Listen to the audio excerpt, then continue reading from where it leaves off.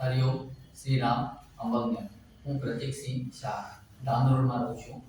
ધાનોમાં 2015માં મેં બાપુને જોયા છે. બાપુને નંદાઈને ઈરાની રોડ પર જોયા છે. ત્યાં હું ને મારી વાઈફ બજારમાં ગયા હતા. ત્યાં બાપુને આ અમને ગાડીમાં દેખાયા અને ત્યાંથી ગાડી નીકળી. અમે ફરીથી ગયા પાછા ગાડીના પાછળ પાછા જોયા તો પાછા આઈને બાપુ જ હતા.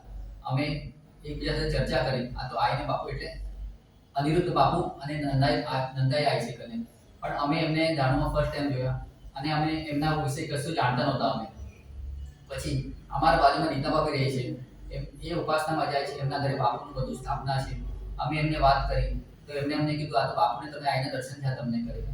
પછી એમને અમને કીધું કે તમે કેન્દ્રમાં કેમ જોડાતો, ઉપાસનામાં જોડાવો તમે કરીને, કારણ કે અમને બાળક થતું નહોતું. અમે બધા દવાખાને ગયા, ઘણા દવાખાના કર્યા, ઘણી દવાઓ કરી, પણ અમારા રિપોર્ટ નોર્મલ છતાં અમને બાળક રહેતું નહોતું.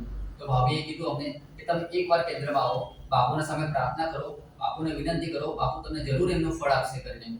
પછી અમે જોડાયા, કેન્દ્રમાં નીતા બાપીના ઘરે ગયા, ત્યાં બાપુના દર્શન કર્યા, ઉપાસનામાં ગયા, ત્યાં બાપુને પ્રાર્થના કરી, બાપુની સ્તુતિ કરી અને બાપુએ બીજા જ મહિને અમને રિઝલ્ટ આપ્યું અને એ જ મહિને અમને કન્સીવ કર્યું અને દિવાળીમાં નવા વર્ષના દિવસે અમારા ઘરે બાળક જન્મ્યા. એ બાપુની જ કૃપા છે.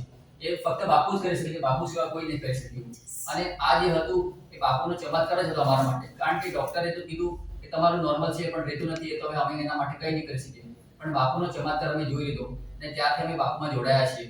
અત્યારે પણ બાપુમાં જોડાયા છે. હરિઓમ હરિઓમ શ્રી રામ અંબજ્ઞ.